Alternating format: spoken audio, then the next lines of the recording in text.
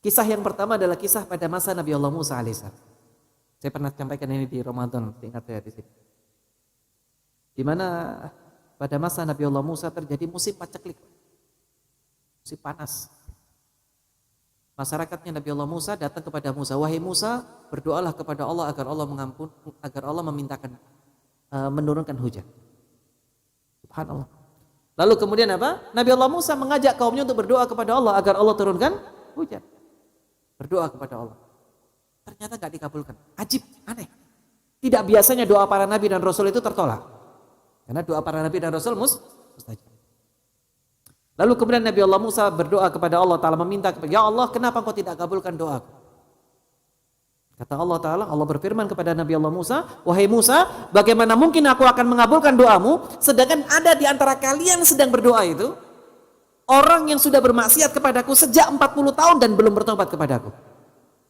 Jadi maksiat sudah sejak 40 tahun yang lalu, tapi belum bertobat kepada Allah Ta'ala. Suruh dia pergi, aku akan turunkan hujan.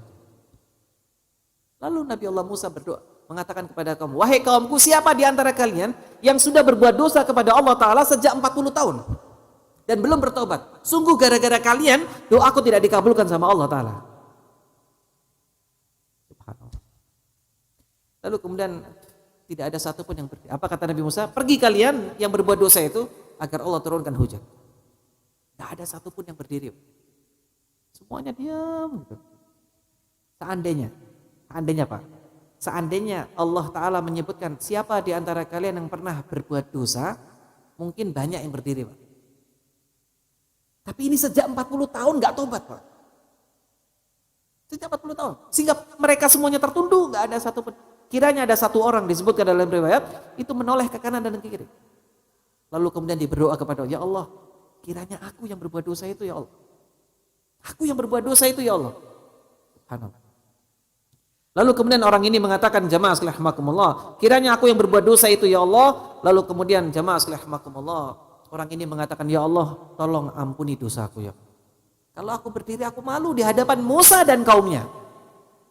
Ya malu jelas di hadapan para nabi dan sekian banyak orang. Lalu kemudian kita berdiri, saya ya Musa yang berbuat dosa itu. Tentu kita akan malu. Kita pun juga akan malu seperti itu, jamaah sekalian rahimakumullah. Tapi kemudian orang ini mengatakan, dia nggak berdiri, dia duduk, kemudian tertunduk, lalu kemudian bersama dengan yang lainnya, orang ini mengatakan, ya Allah, ampuni dosaku ya Allah. Kalau aku berdiri, aku malu di hadapan Musa dan kaumnya.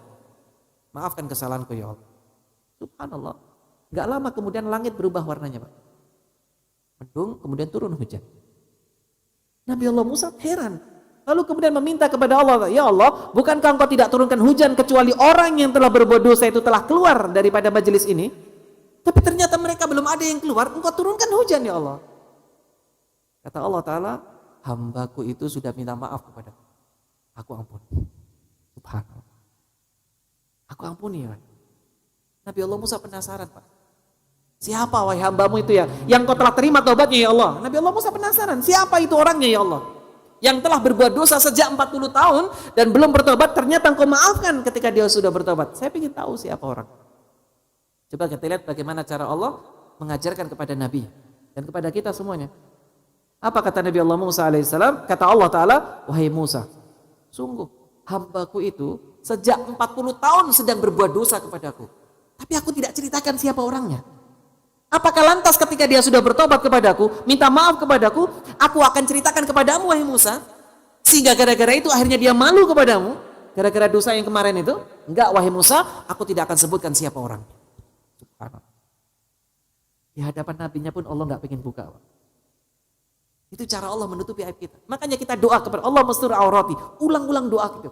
Setiap kali kita ingat dosa yang pernah kita lakukan sembunyi-sembunyi, setiap kali kita ingat dosa yang kita lakukan terang-terangan, minta kepada Allah, Allah mastur aurati, Allah mastur aurati. Ya Allah, tutupi aibku ya Allah, tutupi aibku ya Allah. Begitu caranya. Itu cara kita bermuamalah kepada Allah Ta'ala.